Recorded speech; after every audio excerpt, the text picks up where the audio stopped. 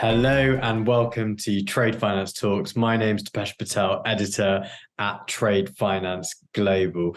We're here today at the BAFT Europe Bank to Bank Forum, the 24th to the 25th of January, discussing the topic of a new era of challenges and opportunities facing the banking industry in 2023.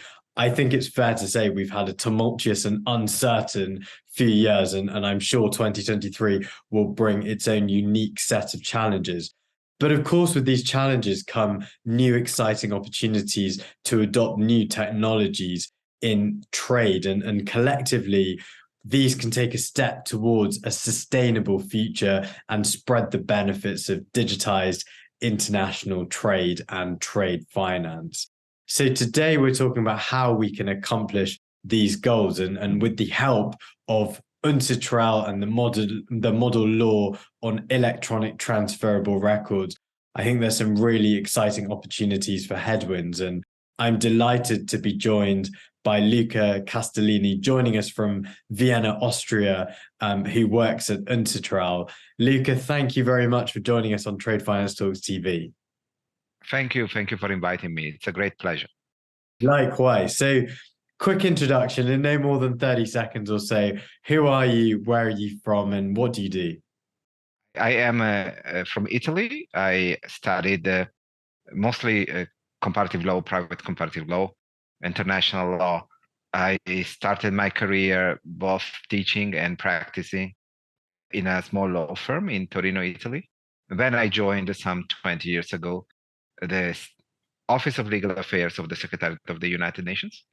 And I did different things in the last 20 years, but most of the time I was with the Secretariat of the United Nations Commission on International Trade Law, which is, as you said, based here in Vienna, Austria. And of course, I'm very happy to talk to you. But you will get my personal views. These will not be the official views of UNCITRAL or of the United Nations. I hope you'll be happy with that. Sure, absolutely. So let's go into a bit more detail on the model law on electronic transferable records, or MLETR, or MLETR for short, which was created by UNCITRAL, I think, in 2017. Can you outline the impact on this and what it's had on international trade since its introduction? Of course, Melita, we all like this name. It's a very nice name. As you said, now she's at 6. She was adopted in 2017. Melita came to address a specific problem, which is the possibility to use in electronic form what we call transferable documents and instruments.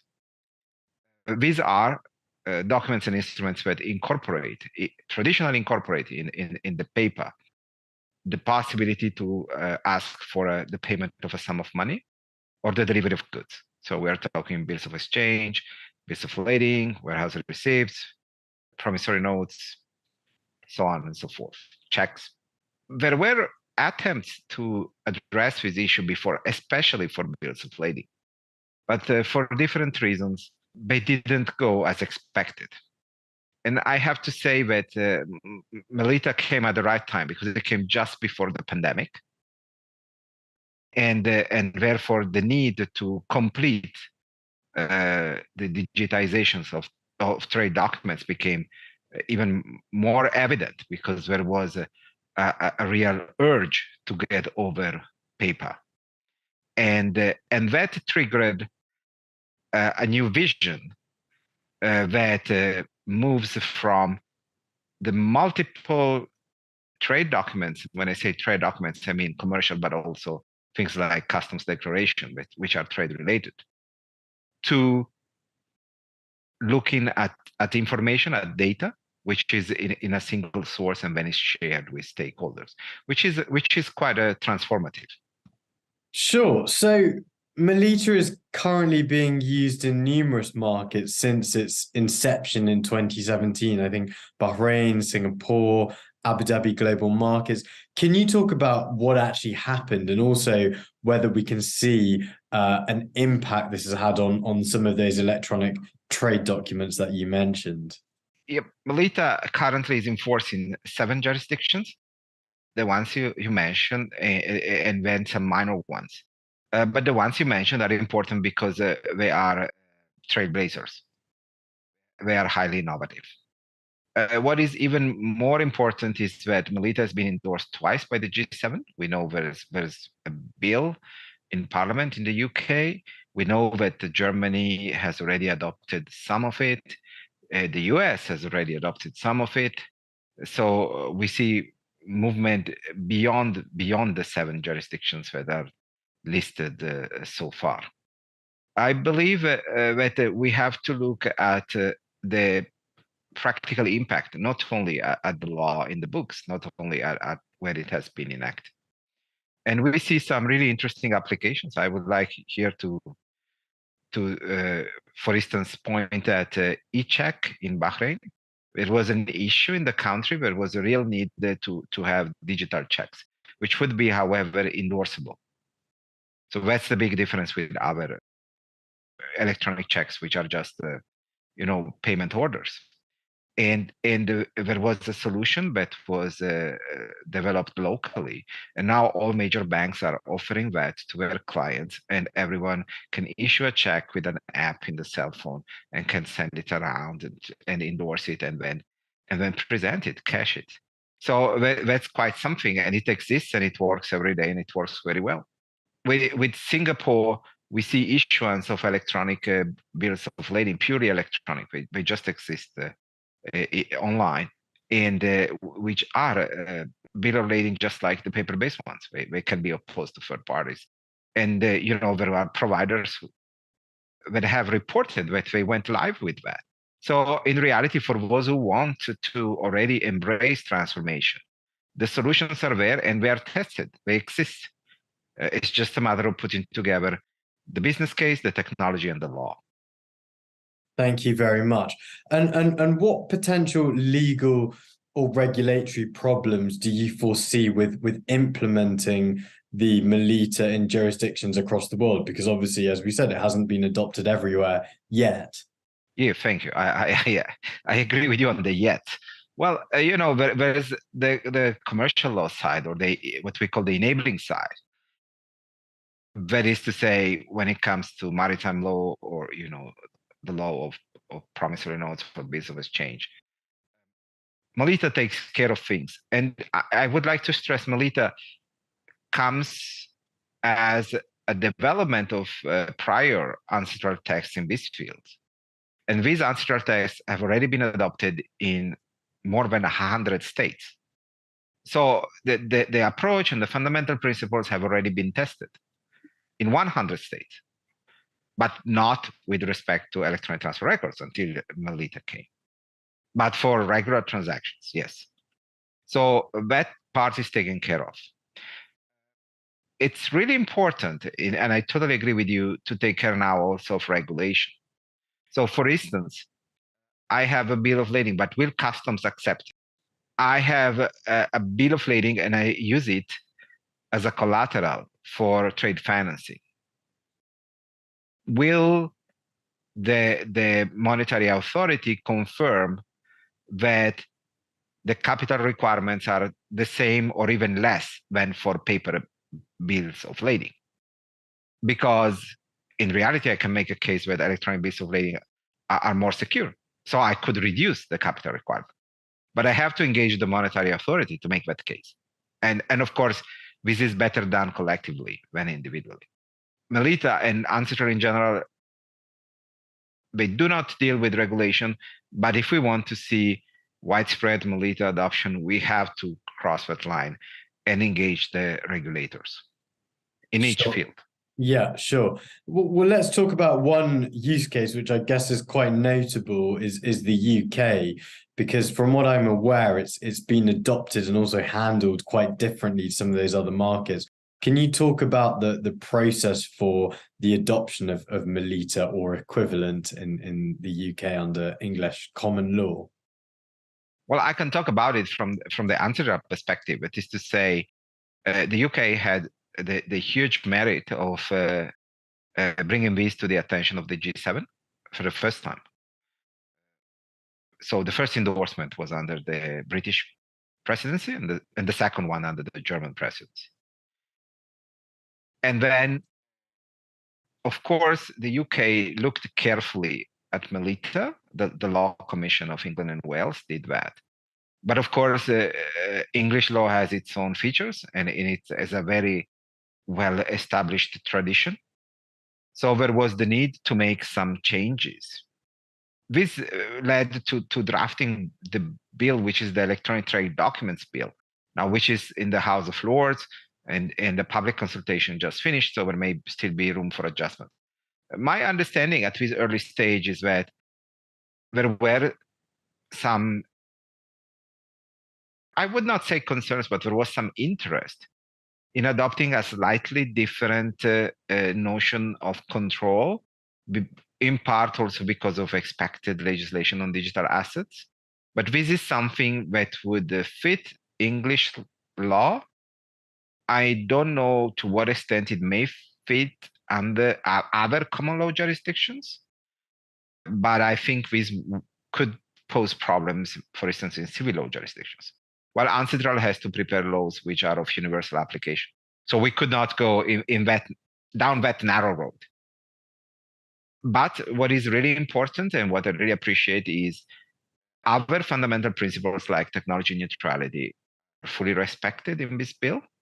And that makes sure that whatever is issued under the act, when it will be an act, it could have legal effect also outside the UK. And there could be some mutual legal recognition between documents issued under any British act and documents issued under the law of a jurisdiction that has enacted MLETR. This is something that also the G7 has stressed. Mutual legal recognition, by the way, is the key to technical interoperability. And since nobody wants to have data silos, then we have to go that way. So I would say there are differences, but of course we have to wait for the final text. But there is also keen awareness that the differences will be limited to what is required by the English legal tradition, but the fundamental principles will be the same, so that there will be this legal and technical interoperability, if I may say so. Yeah, thanks, Luca, and I'm sure that once this act passes into English law, for the very reasons you mentioned, other countries will follow suit. So you mentioned it's passed through the House of Lords, it's gone through public consultation. What's next for the UK to drive this forward, and what's the next milestone? I think it's still in the House of Lords, but it had a public consultation. But this process is public, so and it's also time sensitive. So by the time that people will listen to us, maybe it will be already forward. What is really important and what I really appreciate is that I see that users are lining up, that concerned stakeholders like banks are already informing their clients of this possibility, and those who want to be, early adopters are already thinking about using that. Of course, once this is done, there will be the need to adjust existing trade practices. There will be the need to adjust even contractual frameworks. But then the train has left the station. And then it will just be a race to jump on it at the next station. Because of the importance of English law in this field, that could give another push towards actual implementation. It's difficult and it's wrong to try to predict things, but under US law, electronic transferable records can be issued since some time. But in certain areas like warehouse receipts were very broadly used, but in other areas like bills of lading were not. So there's a lot of conditions here, and the fulfillment of each of them is necessary but not sufficient. So let's look at this enactment in English law as another milestone towards the final goal, but let's also keep the eyes open to see what else is needed. Sure, thank you very much. And I guess, going wider afield, Luca, how can governments and policymakers continue to support this kind of trade digitalization? First of all, of course, they should adopt the enabling law. Secondly, they should take care of regulation, as I said before. Here, we can learn something from the European Union. There's two pieces of European legislation that are important for MLETR implementation. One is EIDAS, because EIDAS gives a common framework and also one which operates in the whole EU automatically for trusted services, including electronic signatures, which means that we have a way there to validate data quality across borders. And UNCITRAL has just adopted the model law on the use and cross-border recognition of identity management and trust services, which expands EIDAS beyond the EU. So that could be an interesting way to complement MLETR when it comes to recognition, as I said, of data quality.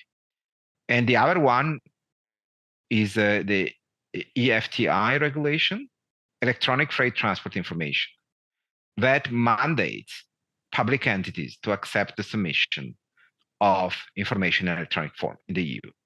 What that means for us, for instance, is that if I have a bill of lading, I can extract data if it's electronic, and I can use it for a customs declaration. Now, you may appreciate what that means, because this means data of best quality. Yeah. So with a single source. So when it comes to being complete, being authentic, being up to date, so that's quite something. Yeah, absolutely. So EIDAS and EFTI regulations. Once the law changes, what does this actually mean, Luca, for traders, banks, and corporates? Are we going to suddenly turn on the taps and all traders paperless? Well, there are the obvious advantages like environmental impact, no more trade paper, or speed, because now in many areas, we were at the launch of the process of adoption of MLETR in France last week, and someone said we have supply chain from Morocco to France, and regularly the ship comes way before the bill of lading. So and that's costly, and so we don't want to see that anymore. But I would like to see this in the bigger picture, which means once we transition from paper to electronic, we are transitioning to a broader approach where we can reuse and analyze data, which means, for instance, lower compliance costs, easier access to credit of SMEs. I would say real-time monitoring of supply chain and logistics, with more information available from multiple sources. And one thing that should be a winner, especially because here we are talking on the occasion of BAFT, I would like to stress the importance that validation from data, especially data generated by objects, could have for preventing documentary fraud. Because then, I can say, yes, the cargo is there. Yes, it's on the ship. Yes, it's in the warehouse. Yes, the cargo has not been given as a collateral to anyone else. These are all things that are technologically possible. We have, of course, to think of common standards and common ways of sharing information. Yeah, absolutely. Couldn't agree with you more. I think there's the fraud piece, but then there's also the reduction of other errors, human errors, process errors, etc. through entering multiple sources, entering data into multiple sources rather than just having one single truth of the data. Luca, final question for you. What was your advice for banks or corporates looking to integrate digitalization technologies into their trade and supply chain processes in 2023? Just 4 words. Think data, not documents. That's all. Think data, not documents. Think data, not documents. I didn't think you'd be able to do that in 4 words, but excellent job. Luca, thank you very much for joining us at the BAFT Europe Bank to Bank Forum. It's been such a pleasure having you and discussing all things with regards to the UNCITRAL MLETR. Thanks for joining. Thank you. Thank you.